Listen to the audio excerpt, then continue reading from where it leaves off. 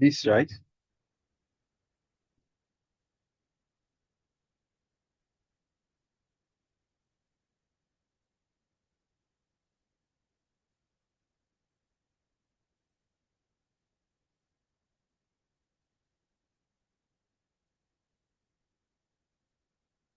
I can't hear you. I can't hear you. Can you hear me?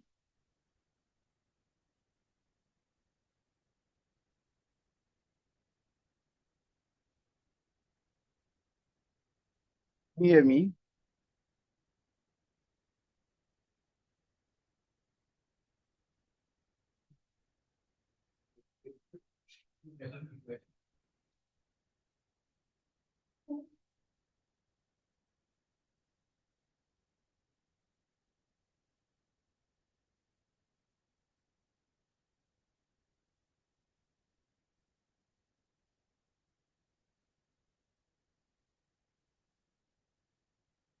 No. Can you hear me? Okay. Can you? Now I can hear you. Can you hear me? Yes, I can hear you right now. I think we can go ahead. Okay, wonderful. Okay. Are all the panelists present? We only have one present now. Okay, we are Okay. here. Can you please move But we forward? should go ahead and get started so we don't get too far behind. Yes, we Um, can. Let me put it straight screen. all right. So who is actually in the room? We have. I'm sharing the person's screen right away. Okay, wonderful. Okay, Pat Agboro. Wonderful.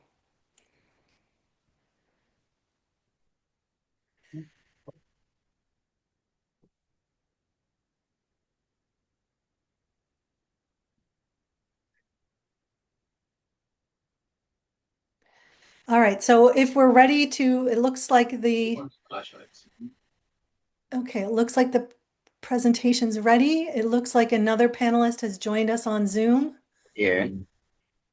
So we're getting closer. Um, in the program, the presentation by Moses Adedoyin is listed as first, so we should begin with his presentation. Okay. Then it will be followed by Pat Agboro. Are there any other panelists present in the room? It looks like there's one more Yes, panelist. we have one more. We have one panelist around. Festus what, sir? Who's the third? Festus. It's who? Onipede. Okay. Yeah, Festus. Wonderful. Wonderful. Thank you. Great. Well, this is a panel on religion and religiosity. We have three panelists here. Each panelist will have 15 minutes to present their research. We'll save questions for the end of the session. So why don't we go ahead and get started? Why don't we go ahead and get started with Moses Adedoyin's paper on African Christian responses to science and nature. Thank you. Hello, can anyone hear me? Yeah, we can hear you. Go ahead. All right, please, I would like the host to allow me to share my screen. Yeah, you can go ahead. I've allowed you. So you send in your request. I've allowed your request. All right. Kindly give me a minute, please. Okay.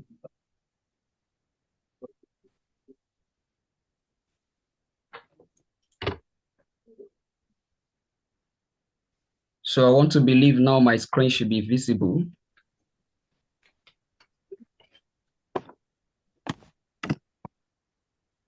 Yes, it is. All right. Kind regards to the house. I salute the chair for the section on religion and religiosity, which is the presentation part 3.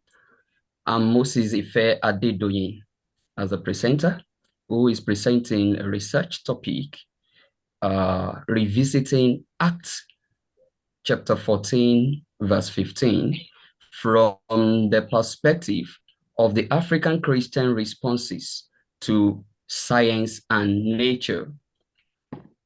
Without further ado, I would like to quickly go through the introduction, which will form a background overview of what this research is all about. Several scholars or several scholarly discussions on the origin of religion highlight two major scholarly approaches, which include the evolutionary model. Talking about evolutionary model, it sees religion as a product of human development. And the theological model is the second, which treats religion as a response to divine revelation. And this is the reason why this research adds to an increased understanding of interaction between religion and science. Scholars like William Schmid, for instance, argued for primitive monotheism, suggesting that belief in a supreme God was humanity's original religious instinct. And this is an idea that aligns with the text of the study, which is Acts chapter 14, verse 15. Before I go into what the text say, let me quickly go into some of the scholars' view on evolution. We have different scholars who had research on things pertaining to origin of things. People like Victor Turner, who was actually against Charles Darwin's theory of evolution. Charles Darwin's theory of evolution is a popular evolution which talks about the origin of species. Another scholar who was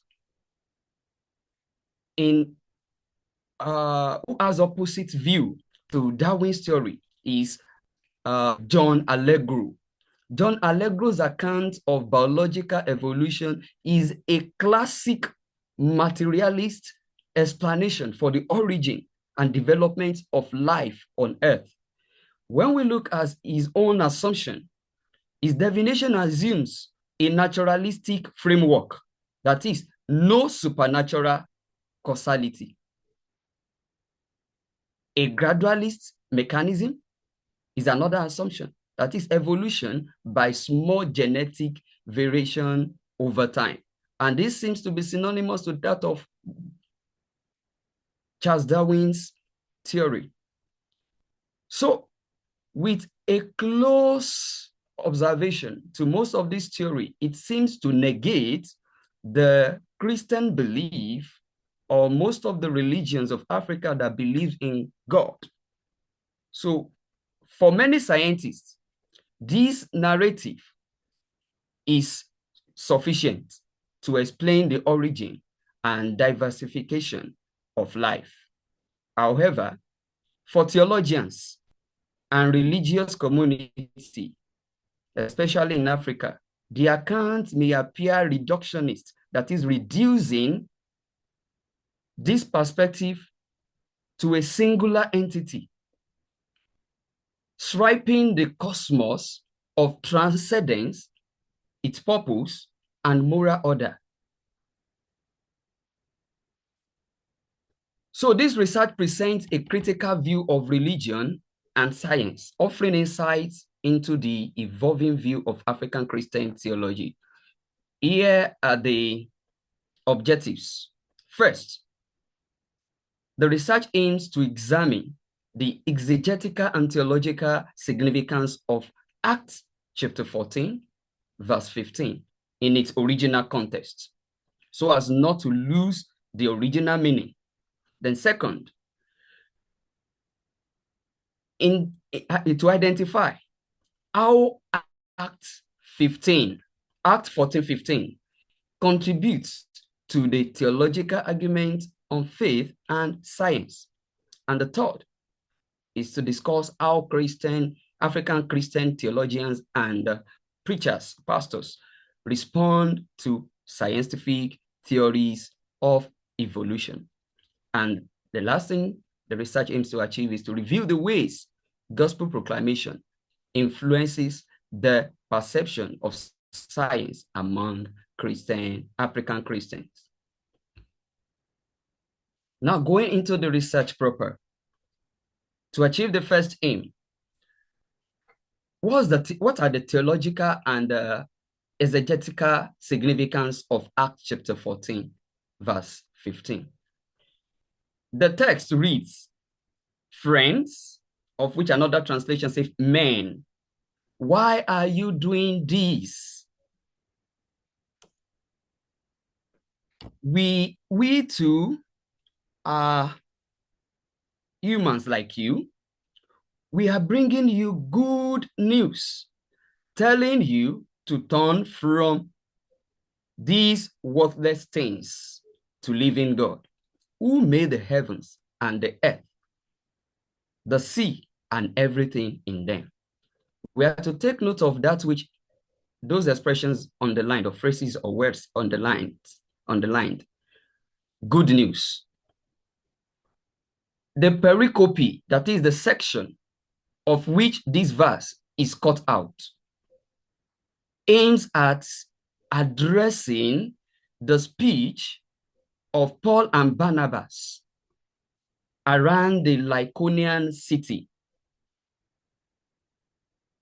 Exegetically, this section of the Bible represents a rare moment where Paul addresses a non-Jewish, the Hellenist audience, using natural theology as a bridge to proclaim the gospel. So with the word good news, it shows that this is an apostolic kerygma, that is gospel proclamation, which is known as euangelion, that is gospel, good news, good tidings. So the main focus is to proclaim good news. But here in the content of the good news, something related to cosmological argument is brought in place. And that is talking about the message of the gospel that we can see here, telling you to turn away from something. That is, they have certain ideas. And what's their idea? About God. For the scientists, they also have idea about God. So the main focus of this study by interpretation exegetically is just pointing to the natural worlds as evidence of one true God, revealing that God exists. Now let's see the theological argument on faith and science, which has been in existence. Theologically, there are arguments in existence. The challenge arises when scientific theories, such as Darwinian evolution, appear to negate or relativize the theological doctrine of divine creation. There have been different theologians in Africa who have contributed to the development of a framework for theology and biblical scholarship in Africa, among who we have Wamin Bidiako, we have John Mbiti, we have Justin Upong, and Charles Yaminti. All these are African theologians who have contributed. We've seen their perspective about this argument between religion and science. You have 5 minutes left for your presentation. Oh, all right. Thank you, ma. The African Christian response to scientific research, to scientific theories of evolution now.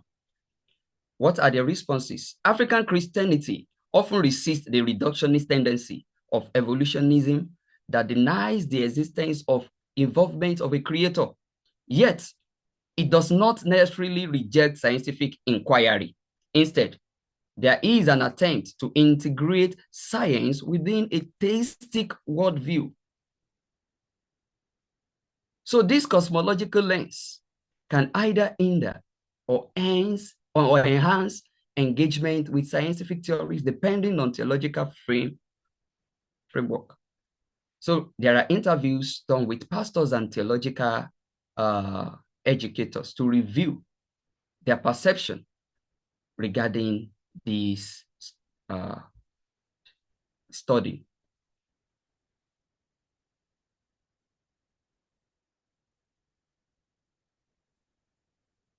Before the conclusion, please. The gospel proclamation and African Christian responses. Act 14:15, when using gospel proclamation, it affirms the following: God as creator of all things. And at the same time, it shows creation's intelligibility and order as pointing to a divine designer. And this seems to be like a call to turn from one's interpretation of nature to a perspective that brings the infinite, the supreme being, in place. Hence, in conclusion, African Christian responses to evolution and scientific thought seems to be diverse. While some reject evolutionary theory on theological,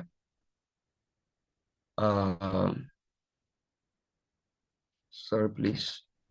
Certain parts seems to be unseen by me.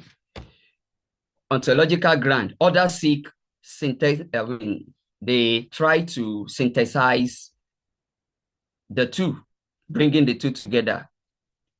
So gospel proclamation proclaims a crucial role in shaping these responses and should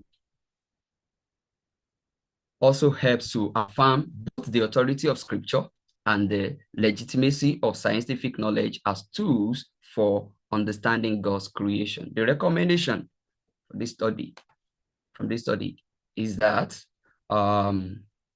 theological education reforms, seminaries and Bible college should incorporate science, religion modules that equip theologians to engage critically and constructively with scientific theories. And second, so that is talking about the contextual hermeneutics. It should encourage interpretations of scriptures, just as has been done here, through culturally relevant and yet theologically sound lenses. And lastly, African theologians should engage in public discourse on science-related issues to demystify the false dichotomy between faith and science. Thank you. Wonderful. Thank you so much for your very interesting presentation. We'll ask you to stop sharing your screen so the next presenter's presentation can be brought up. And I believe the next presenter is actually going to be delivering her paper in person.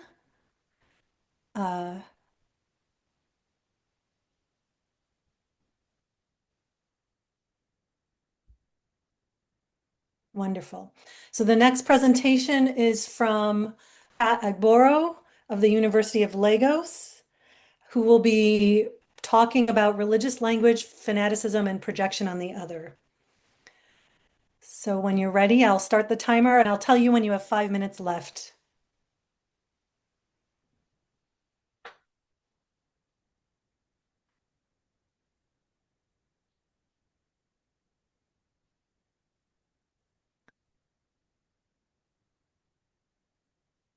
Projection on the I other. can't hear.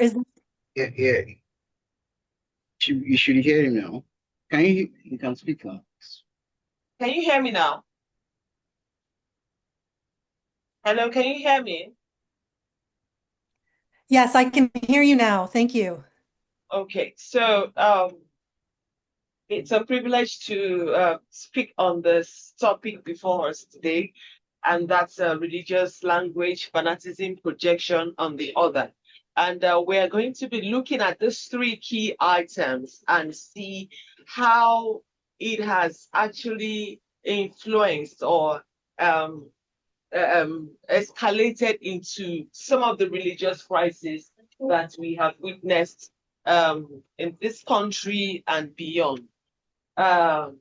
So we're going to look at the words religious language, we're going to look at fanaticism and projection on the other. So religious language, while serving as a powerful tool for community building and shared identity within faith traditions, can also be a breeding ground for fanaticism and the harmful projection of negative attributes onto the other. So what we're trying to do here is to explore how rigid or exclusive interpretations of discourse, religious discourse, can lead to an uncritical zeal, fostering an us versus them mentality, like the Cartesian I and thou dichotomy. So such fanaticism often manifests through the demonization, dehumanization, or vilification of those outside a particular religious group, attributing perceived evils or threats to them. Now, this process of projection not only entrenches division and intolerance, but can also fuel conflict, discrimination, violence, and what have you. So understanding this dangerous interplay is crucial for fostering interfaith dialogue, promoting pluralism, and mitigating destructive potential of religious extremism in diverse societies such as Nigeria. So we're looking at what is language? What exactly is language? Language is is basically speaking, it's a way of communicating and passing information from the hearer or from the speaker to the hearer. It is complex, it's systematic, and it's a conventional means of communication. In other words, the conventional means of communication between human beings is language. What is language used for?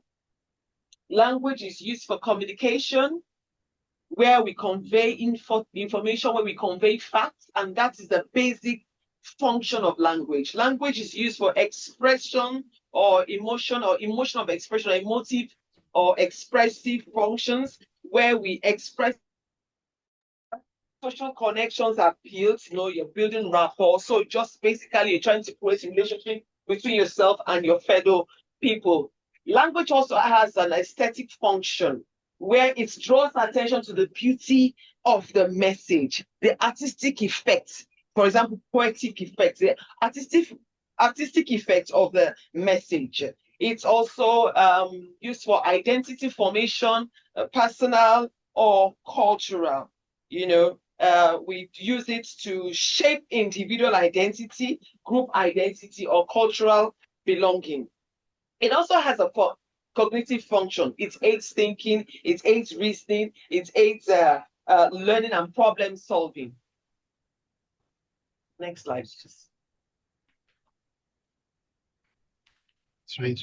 The next word we're going to look at is the word fanaticism. Basically, like Omomia in 2015, a fanatic is an over-enthusiastic person.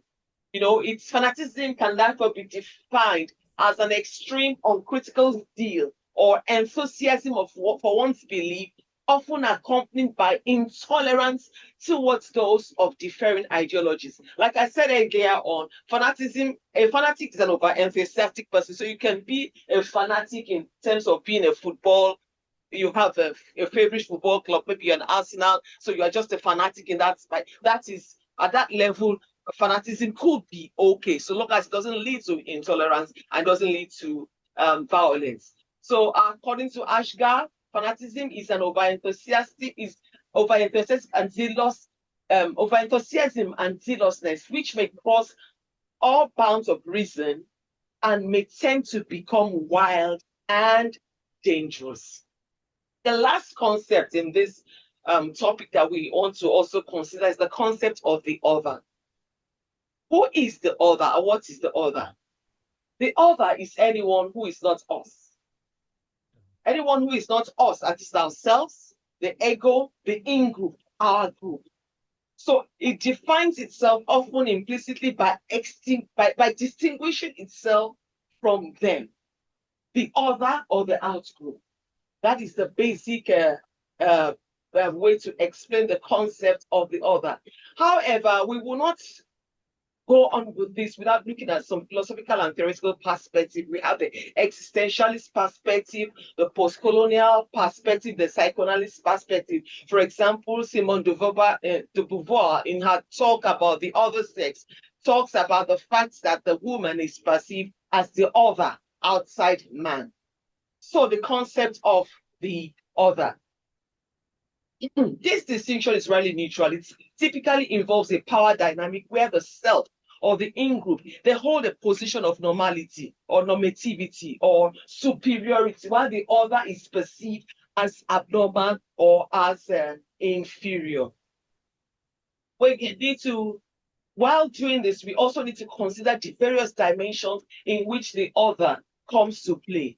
The other is considered as a threat to your faith and therefore leads to demonization. It could escalate into violence when individuals or groups believe that their actions are divinely sanctioned. It leads to the exclusion of the other from social, economic, and political opportunities, and reinforces societal divisions and perpetuates cycles of inequality and resentment. There's also the lack of empathy, where it becomes easier to justify actions that are otherwise considered abnormal or immoral or threatening or frightening. or illegal. There's also the play of power dynamics, where the dominant group has the power to define who the other is, and then enforces the consequence of you being the other. In other words, you are outside of the group, and therefore those that are in group decide that there are certain consequences for you not belonging to the group that you have to face.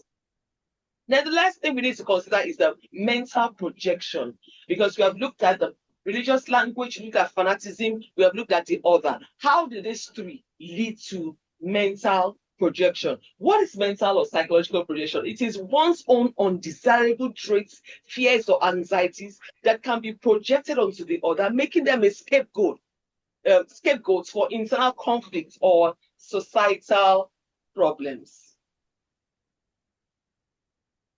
Now, let's look at the historical manifestations of mental projections on the other. Through history, we find colonialism, where a particular set of people who are the indigenous or the colonized are othered. They are distinguished as being them, and thereby they justify. And let's not forget that we mentioned something about the fact that the other is seen to be inferior.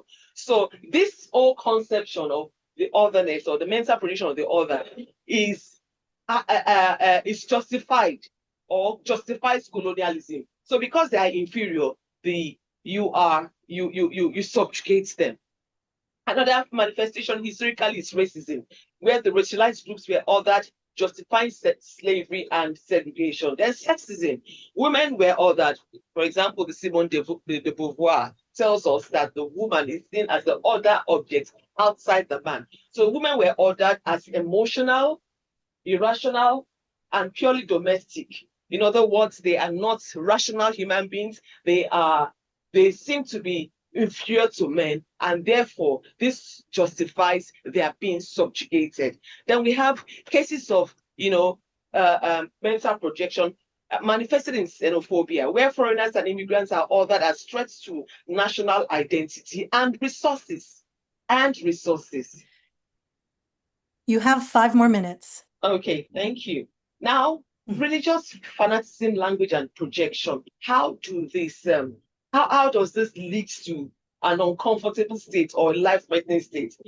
Fanaticism on its own has a way of amplifying hostility, because it fuels the use of exclusionary and dehumanizing language, which in turn reinforces mental projection of fear and hostility. Language on its part shapes narratives. You use language to shape a particular narrative. Your narratives are constructed through language and solidified through language. Perceptions of the other as adversarial or inferior, entrenching stereotypes and justifying discriminatory actions. Finally, projection validates fanaticism, because it creates a self-reinforcing cycle that resists critical examination or dialogue. It does not give room for dialogue. It does not give room for critical examination of issues. How do we deal with this issue of fanaticism, religious language, and mental projection of the other? The facts are there. The various religions are there. The Holy Bible and the Quran. Fine.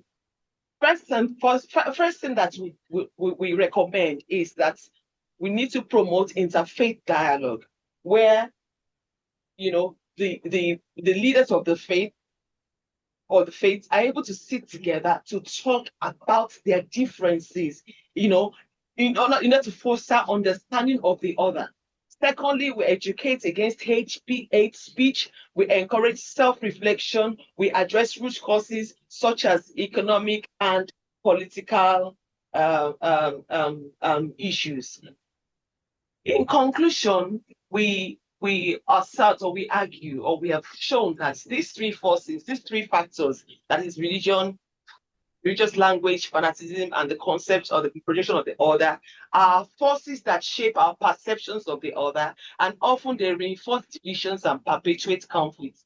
In Nigeria, these dynamics have fueled interreligious and interethnic tensions with significant consequences for social cohesion.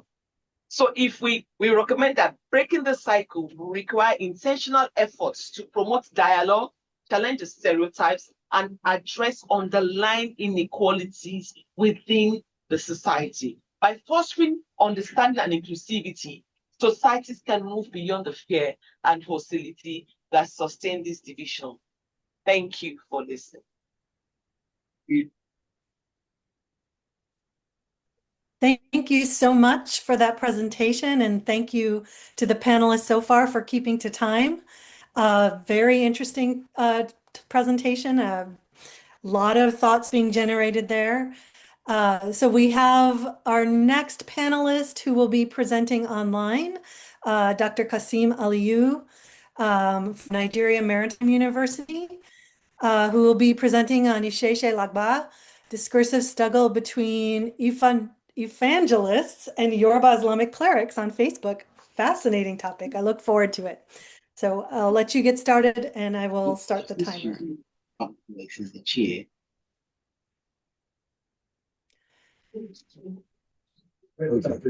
Dr. Aliyu, are you ready?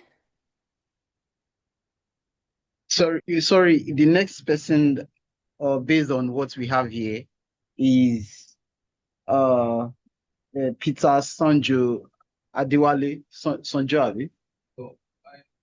Oh, I don't see his name on the program, but if he is part of the panel, he should go ahead and present. I'm sorry. Do you have a person? Okay, you have. Okay, we are presenting on his behalf. Oh, we have someone who is presenting on his behalf here. Oh, I see. Okay, wonderful. Okay. Yeah, you can't still. Sorry, let me just check. I had 4 people on the panel, but This is yours, right? Yes. Mhm. I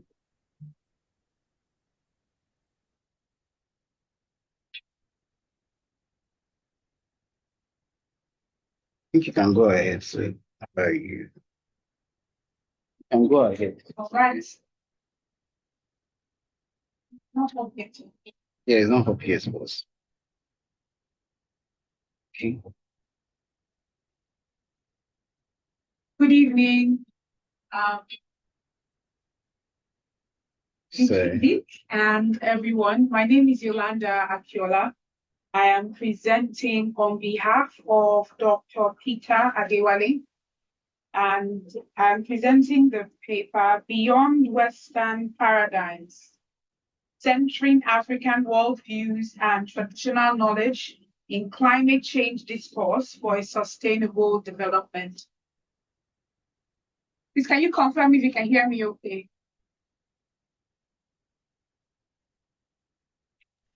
I can hear you. Thank you. Thank you. All right, this is the outline of the presentation as of the paper as presented.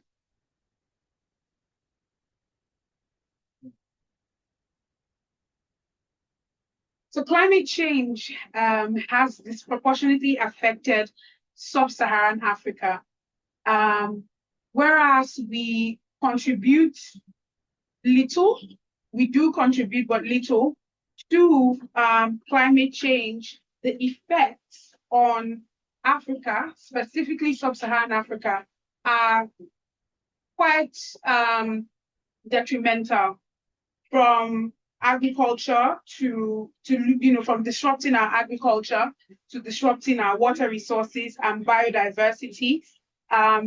There's been a lot of climate injustice meted out or experienced in Africa, and as a result, it is valuable for African indigenous knowledge systems, because of the effects of climate change, to be recognized in solutions, climate change solutions. However, Western scientific frameworks dominate global climate responses, and African indigenous knowledge systems are often marginalized. In fact, the United Nations has recognized that the indigenous knowledge systems are vital for sustainable climate solutions. However, the implementation of these still seems to be very overlooked. Next slide, please.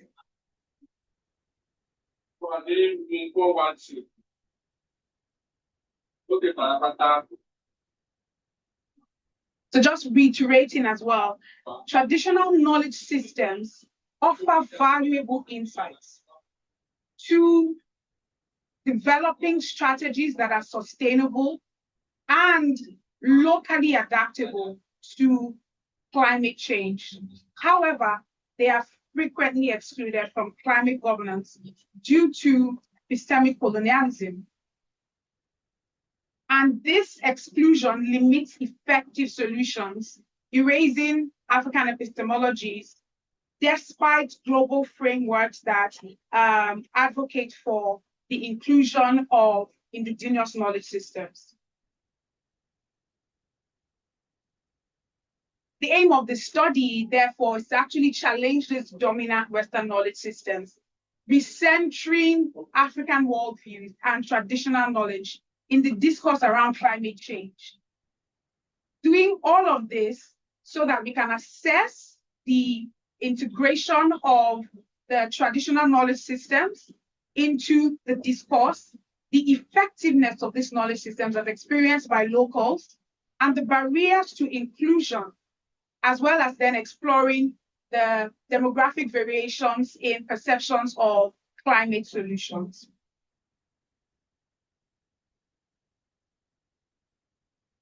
And undertaking the research, a couple of methods, were undertaken. So there was qualitative and quantitative research done through surveys, as well as interviews. And those interviewed were farmers, elders, local policymakers, and academics, so elders of local communities. Next slide.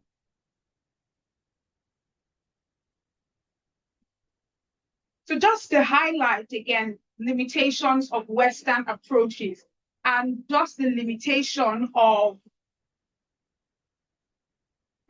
including prefabricated solutions in local contexts, especially as regards climate change. The Western approaches overlook unique African values and cultural contexts. These contexts are often, steeped in religious knowledge, in cultural knowledge, cultural traditional knowledge. They prioritize technological solutions over, like I said, indigenous practices that are crucial for climate adaptation. And marginalization of African perspectives in climate policy making.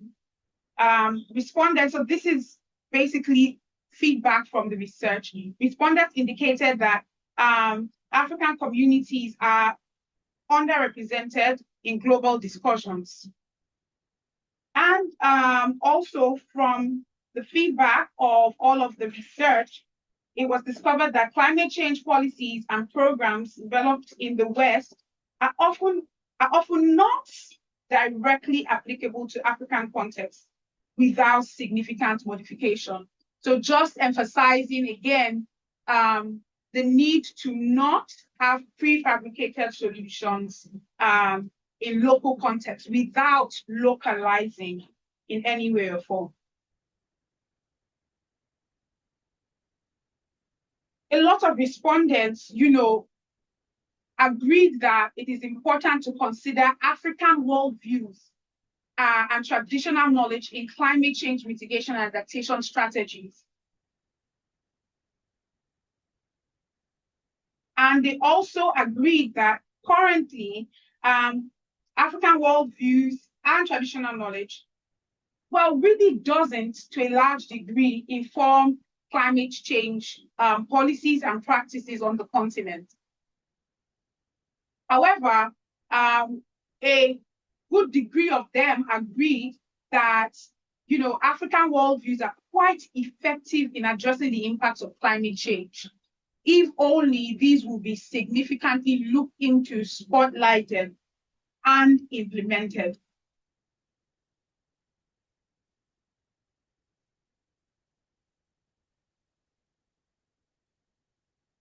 All right.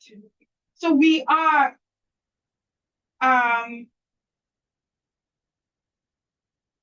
apologies, sorry.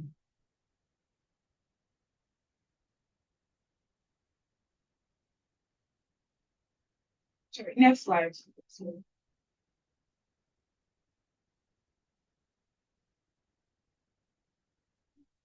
Yes, next slide.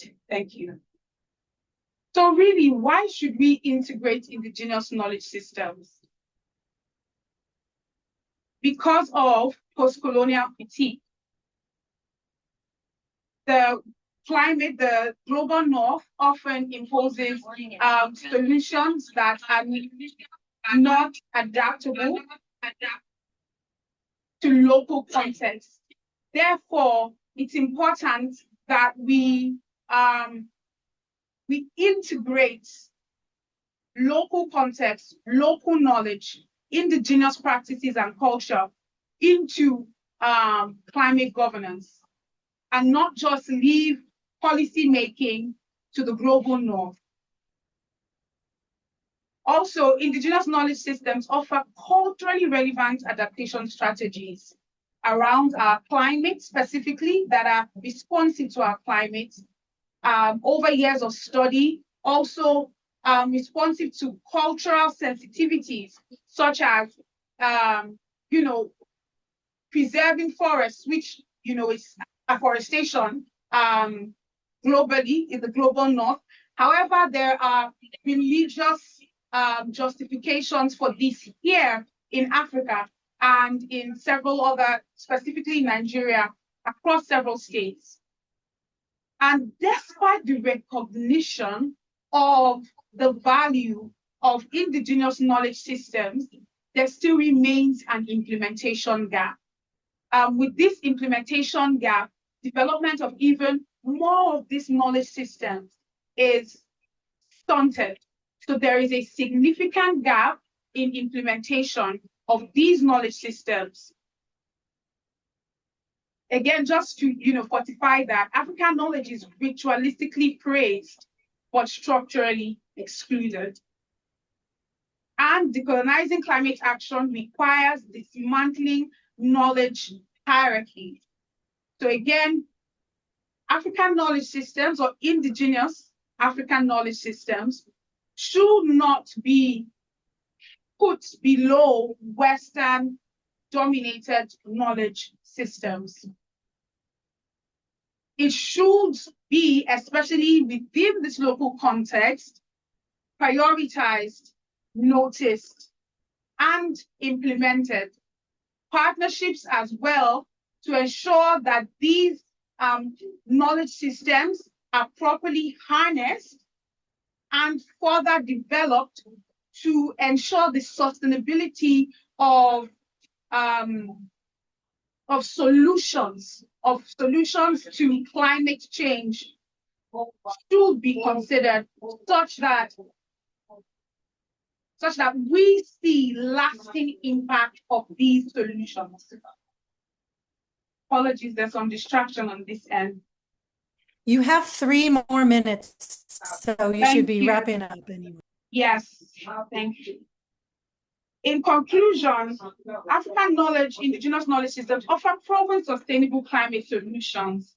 They center African worldviews, ensuring culturally appropriate policies and urgent action. We're calling for urgent action, urgent intervention needed to preserve these eroding traditions and bridge the gap between science and indigenous knowledge. While science is proven, or where science is backed by data, indigenous knowledge, as proven by this research, is also backed by data from people who have experienced these cultural differences over time, or cultural changes and phenomena. Our recommendations for policymakers is to formally integrate indigenous knowledge into national climate policies, protect sacred lands through legal frameworks, community-led research also to prevent knowledge extraction, for academia and NGOs to document oral traditions before they disappear, and blend indigenous and scientific knowledge in adaptation programs.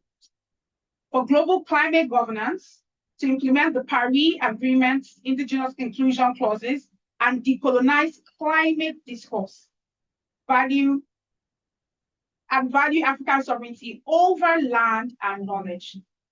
As I conclude, the solutions to Africa's climate crisis lies not just in labs, but in the wisdom of its elders, its farmers, and its sacred traditions. Thank you. Excellent. Thank you so much for that, for presenting Dr. Adewale's paper. Are there any other panelists present? Yes. Hello. Hello. Okay, wonderful. We have sorry, We what's have the name? Dr. Festus. Ede. Yes. Yeah, what's that? That one is the online. Yeah, so the person is online. He's no longer online. So I think He's no longer online. Yeah. So we move on to we have the last panelist then to present.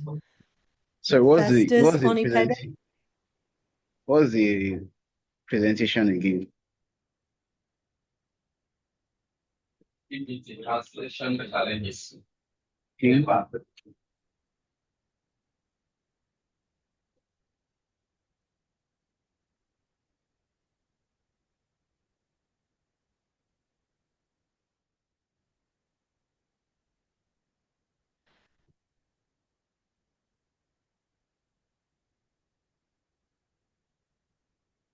Okay.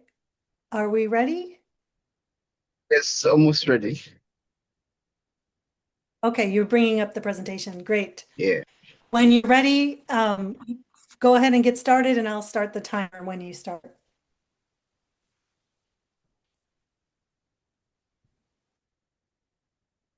I want to be sure if presentation is here.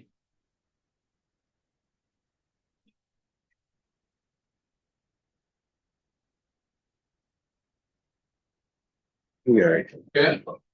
Good morning, good afternoon, good evening, wherever you are. I'm Festus Onipede by name.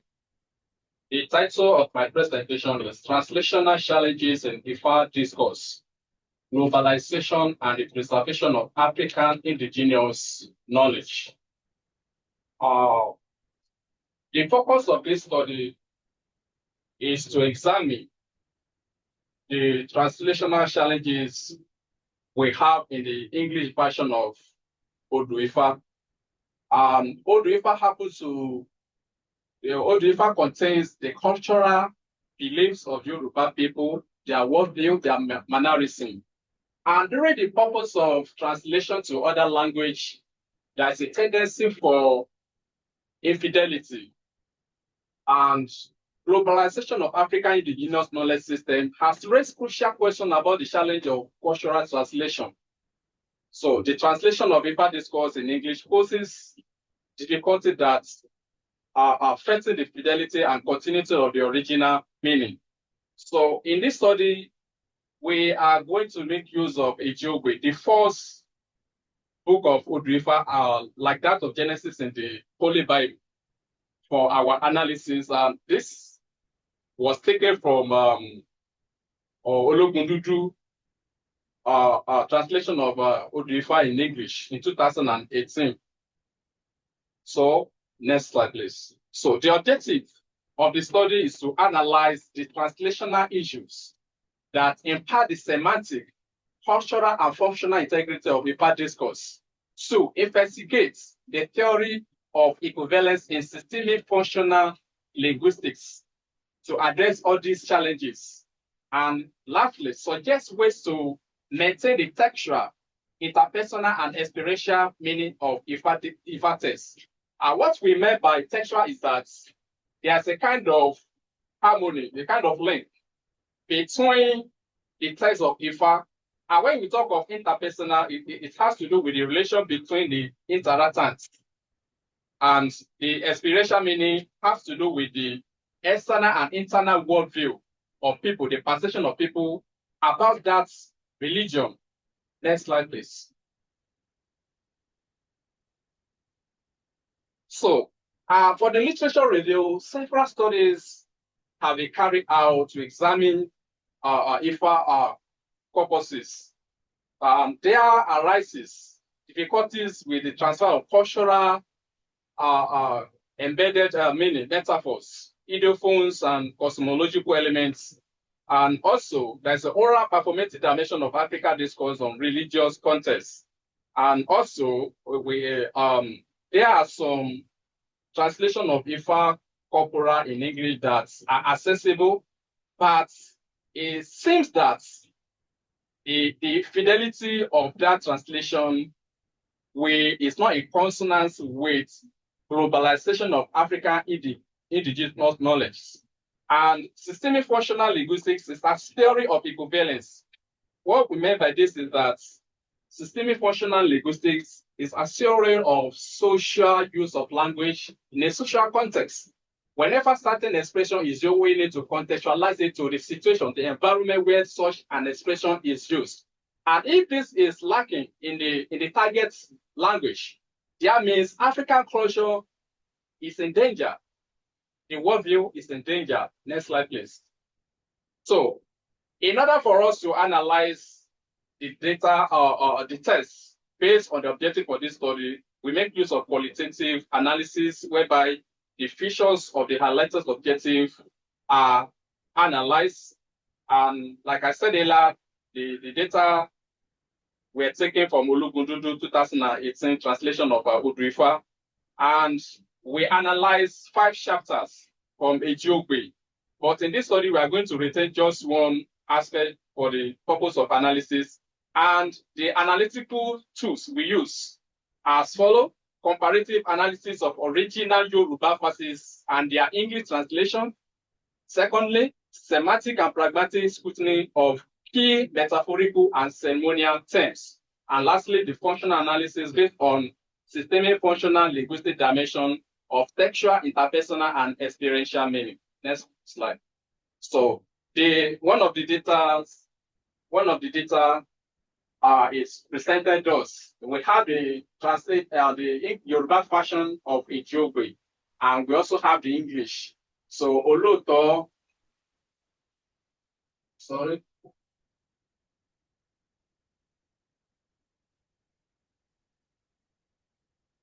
So Oloto ti bẹ láyé kò gbógun, ṣìkàṣìkà ibẹ̀ kò pẹ́gbẹ́fà. Ọjọ́ lọ títí kò jọ́rọ̀ ọdún ni. So we have the English translation. The truthful person that are left in the world are not even 20. 120 rather. The wicked ones are up to 102. One nickname of Babalawo. So by the time we move on to the data analysis, we can see the faults of the translation according to this author. And whereas in terms of globalization of African indigenous knowledge, that will be challenges. Next slide, please. So for the data analysis, the first thing is on semantic discussion. There's a discussion in the lines of the translation. Ojo lotiti ujoro uduni. So it's translated as so much time has lapsed that any matter has been allowed to be held. The translation lacks semantic clarity and fails to capture the philosophical depth in the original. The Yoruba line evokes a temporal and emotional landscape where time passes without addressing the call of human suffering or wrongdoing. Yet, the translation became vague, literal rendering. This demonstrates a loss of metaphorical density and spiritual allusion. So what we are trying to say here is that in terms of meaning, the original meaning in the Yoruba is not captured in the translated English version. Next slide, please. So another aspect there is a cultural loss. So the repetition of Orunmila Parada Alasu Wada Parada, in the Yoruba version, perform both a ritualistic and incantatory function. It is closely tied to invocation and spiritual reading. However, the English version largely omit this repetition or render it completely incompletely. Weakly, the exact translation and the context of the usage of that expression in the original text.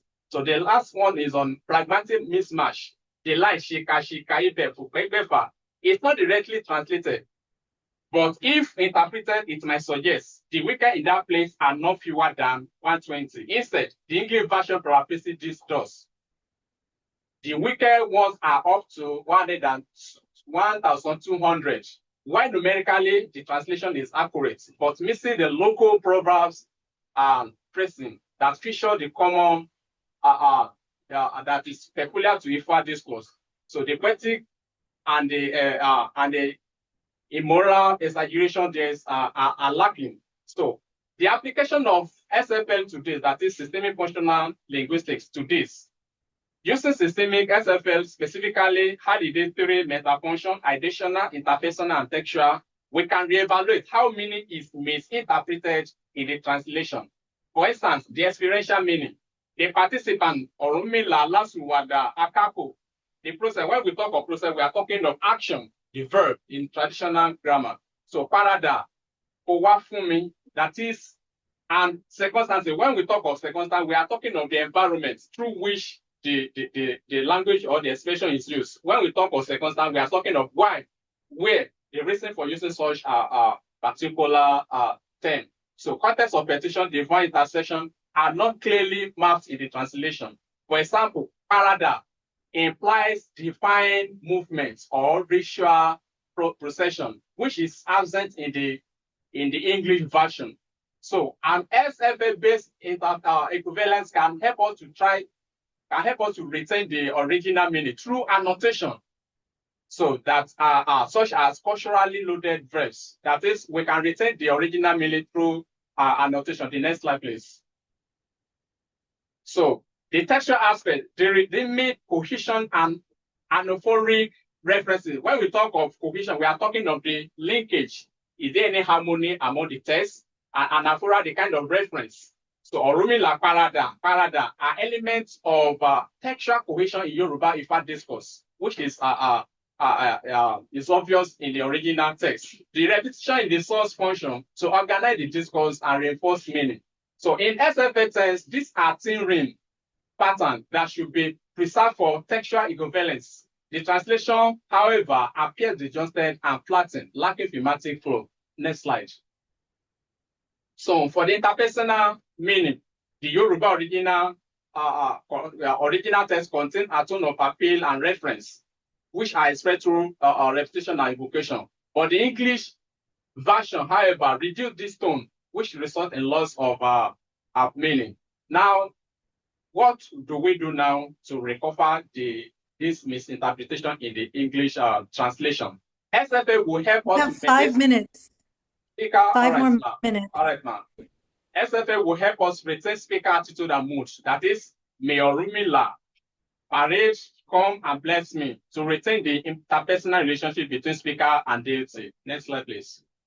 So for the research findings recommendation, so the finding reveal that there is a pragmatic alteration, contextual displacement, and the loss of metaphorical depth.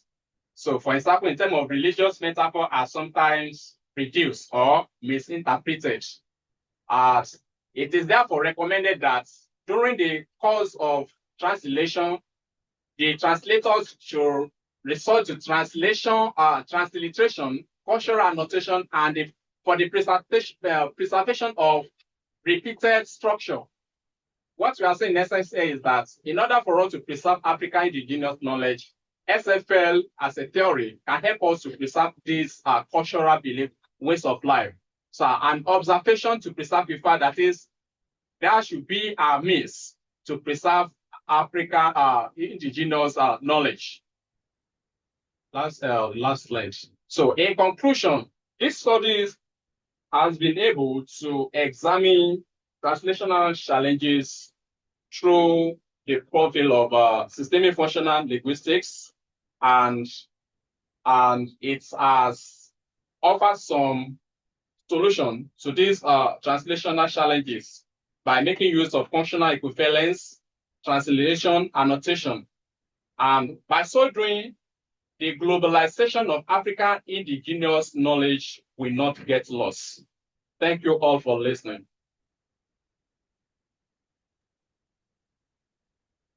Wonderful. Thank you to all the panelists for keeping time. We have now about 15 minutes for questions and answers. And then I'm sure you're all very eager to go have some dinner. It's been a long day, I'm sure. Because I'm not in the room, I think it might be easier for someone who is present to try to manage the questions. But let's open it up to the floor. Are there any questions for today's panelists? Okay. I have a question. So we have like 3 hands being raised. 4. Okay. Okay. Let's start from the extreme hand. You can. The first presenter who talked something on the African theologians. There's a dichotomy between faith and science. So I just want to make a suggestion that probably he limited the African theologians to those essential, probably part of Christianity. If we're looking at African theologians in total, see that the Catholic theologians, there is no division between faith and reason. So they have crossed that bridge. Nothing. If you read the documents called Fides et Ratio, you see that those ones have been crossed it. And science is seen as a gift of the same God that faith promotes. So there is no dichotomy. Then the second presenter have the narratives that are stored that languages solidified, the narrative for solidified through languages. Now, I wanted us to look at, we mentioned interfaith dialogue as a solution, one of solutions, interfaith dialogue.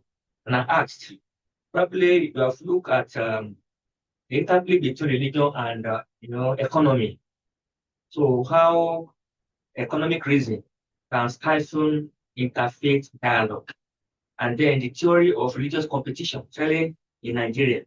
You look at the fact, the nature of religions, especially the nature of Christianity, the nature of Islam, the missionary, versus the non-missionary nature of African religion.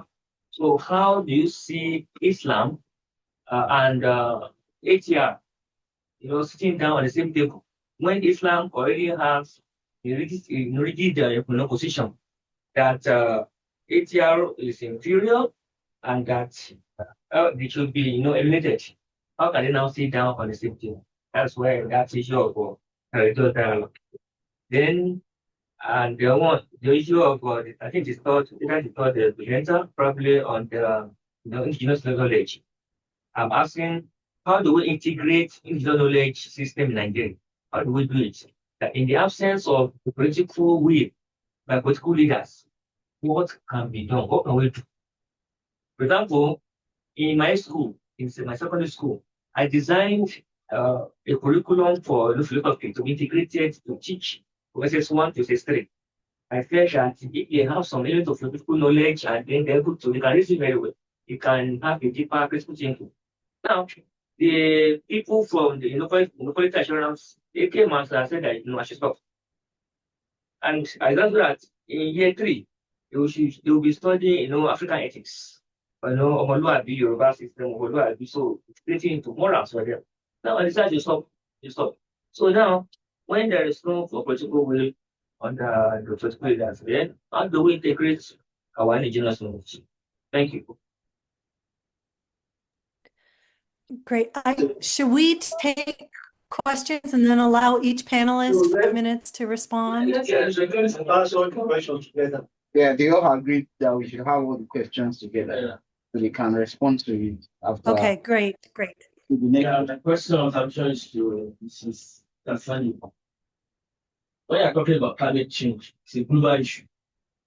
I was expecting you to socialize or give a theoretical framework to work in defining what the climate change is. That not something that people better as a layman and not as someone what you want to spoke about. So, and again, you don't elaborate more on indigenous knowledge system. What types or what kinds of knowledge system can we apply to solve the issue of climate change? You know, and when I talk about climate change, it's a serious issue. Also, I'm causing a serious social problem. So, I want you to elaborate more on indigenous system you can help or use to resolve climate change and what is climate change itself. And again, when in your presentation, mention Western knowledge system. And again, you discuss or you mention Western traditional Western knowledge system. I confess. Yes, I heard you that. Mention Western knowledge system. And again, you mention traditional Western knowledge system. Confuse. I don't know which of the two you want to use. As for you, for the man on the farm, I want to ask questions. Are you a farmer? You can interpret a lot of things, a lot of things that is, let me watch security paper. But before I just speaking about. So when I'm talking about issue like this, it needs to be scholarship. It must be original. So the question is, can you interpret some modes of language of the fact? And again, I want to ask the question: do you have the English version of the fact, so to say, or you want to tell us want to explain more the language of the fact or the fact itself, which is? Think you have to consult those who are the fact for you to give you some deep knowledge about the fact, because our role as this academics or scholar is that the community should benefit from us by contributing to knowledge. Thank you very much. Thank you. So the next question. Sorry, my question. I just need a clarification. While you are talking the other time, you make your question. I am now. You mentioned Asian or post-relation. I'm not sure it was when the cats. I want to know whether that was an illusion or oversight. Who is the last person? Right. So my questions are directed to two of the presenters, Pat and Unifedi. First of all, I want you to understand that we are to help each other to build each other up and not to criticize and jettison our works. So these comments, I believe, will be very helpful. Concerning the paper of Pataguru, I want her to establish the relationship between language and logic. It's very important. While she was talking about the aspect of language in her presentation, I think she missed that out. It's very, very important to consider that. And then secondly, in her work, she is not the first person to address these issues we have with religion. So she should look at previous literature and see what hasn't been done, what gaps have been overlooked, or what issues have been overflown that she can then build on and provide something new or bring something new to the team. I move now to Unikweti's presentation. First of all, I see no difference between SFL and, from a philosophical point of view, the notion of language gained by Wittgenstein. So I'll suggest you take a look at Wittgenstein and see how it can help to assist you with your SFL theory, which is your framework in this presentation. And secondly, as our senior colleague already said, there is nowhere you can get a complete text of Ifa. It is not humanly possible. It is not. So you have to make that very explicit. Secondly, Ejogbe is the first chapter, but ontologically speaking, Ejogbe is the least of the 16 major chapters of Ifa. So you have to let that sink into while you are making your presentation. So another point you also need to know is that, which is the last recommendation, I think you can also consider this in your recommendation. See, if you want to learn Arabic, you go to Imala. a Umar, you learn the language before you go into the text of the Quran. If you want to learn anything about Ifa, please go and meet an Ifa priest. Learn the language, learn the context they use their language before you then talk about translation. Most of these people that you are reading and citing, most of them did not even go to any Ifa. So like Oyereka told us the other time, they are using modern language to interpret ancient ideas, and that is where the confusion was setting. So these are my humble conclusions and recommendations. Thank you very much. Sorry. While you are presenting, you said 5 chapters. I think it should be on 5 verses. It should be 5 verses. What's 5 chapters? Chapter 5 verses. Old page is already a chapter. Chapter and the So, yes. Chair, we have a question from our attendees, and it says to the last panel speaker, I am really heartened by the SFL theory, as a lot of meaning is lost in translation in text available, in which parts of the Ifa corpus is examined. Could you please provide more suggestions on resources one can research on this topic? That was a question from online attendees. Great. So should we go now and allow the panelists to respond to the questions? Yes, sir. Yes. No. Can go ahead. Great. So we can go in the same order that you presented, and you can respond. Each of you should take maybe 3 to 5 minutes. Aim for 3 and respond to the comments. The symbol that we presented. The order we presented. Yes. So I think Mr. Moses Adedoyin will be the first to respond to question asked. Go ahead, Mr. Moses. All right. Can everyone hear me? Yeah, we can hear you. Go ahead. All right. If I'm actually clear with, or probably let me say, if I understand what the person or the scholar who spoke about my presentation said, I think it's an observation, not a question. And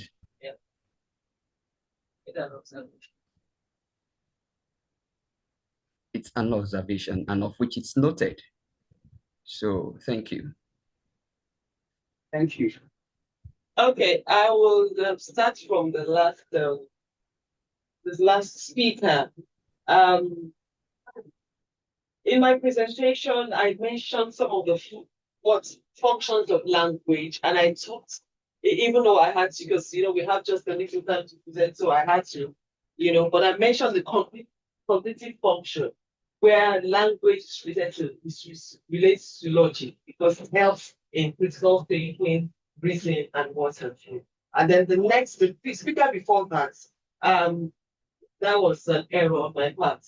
The I and thou distinction was made by Martin Buber, and then why I brought in the Cartesian, and that also relates to the last observation. Why I brought in the Cartesian aspect is that the mode of I think, therefore I am.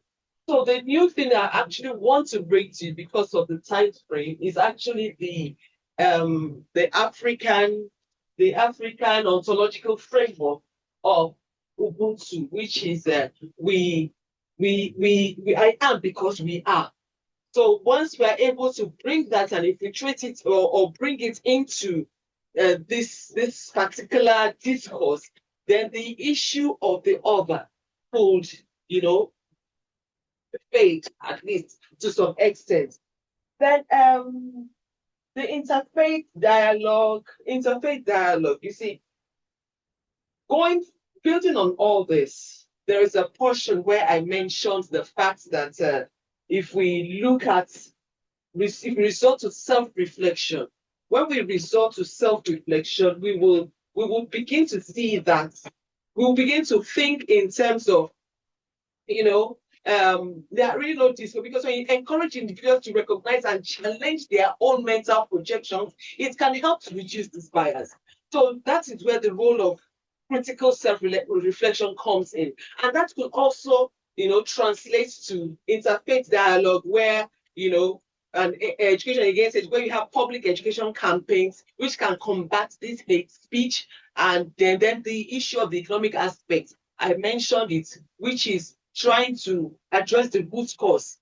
Most times, the root causes are socio-economic inequalities, that, and political manipulation, which often underlie this religious fanaticism and social divisions. So all noted, and I think the contributions will make the work richer. Thank you very much. Next, thank you. So the first question, how do we integrate indigenous knowledge systems? Thank you for your question, sir. In the absence of political will. I think this is what this paper is calling for. It's a radical inclusion of political will, of African views, of African world views globally, in such a global discussion, such as, or phenomena like as climate change. Trying to introduce solutions in between is not the best, because it gets similar to the situation. It's always best to go through the policy levels, and then so in the water, oil from the head down sort of situation, where the discourse is first settled at the higher level and then it waters down. While this exists within the local level, it is important that it's adopted at the policy level, and not just adopted in terms of, acknowledging that it exists, but implemented. So that's what this is calling. And then to define climate change, sorry, your question.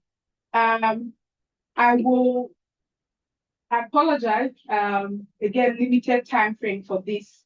However, climate change includes, global warming. The changes or the variations in weather conditions or the climate over time, based on impact of basically humans and our living patterns. This affects the our solar system and our planets generally. So there is a what's it now? That we have, there's something called green gases, and with the with the increase of those gases, the surface of the earth gets hotter and warmer, and that basically does a lot of things: melting icebergs, droughts, especially in this side, changes in weather where you will see rain in seasons where there should be harmattan and things like that. So I will just give that as a very layman explanation, not much of a definition right now. And what kind of indigenous knowledge systems can we implement? So if you think again of our religious practices, where you will see there are sacred, groves, forests, and things like this, where you don't go down and you don't go there and cut trees. That already is what people would consider, perhaps maybe afforestation, and then back then you to rotate, crop rotation. You plant this year and then you won't plant the next year, or you plant it 2 years and then you give a gap year, or then you go again. And there's several things like this. There's also the fact that farmers can understand weather conditions. So when you stay in the village or you've lived within, so again, local indigenous systems, you basically understand the weather sometimes by just noticing certain things. While science has helped with this, there are also still local systems that have been very reliable, from a long ago. And the final one, which is the Western knowledge system, because I'm sorry, that must have just been a song. There's no, it's just basically Western worldviews and scientific approaches of the West. Thank you. All right, I appreciate all comments based on this presentation. I think I have two questions that I need to answer. The question was whether we have English translation of Odufa. During the course of the presentation, I made mention that I will be taking the translation from Ologundudu 2018. We have different version of English translation of Odufa, but in order to delimit how I extracted my data, I restricted it to Ologundudu, not just because it is the only one that translated Yoruba Odufa into English, but they have similar features.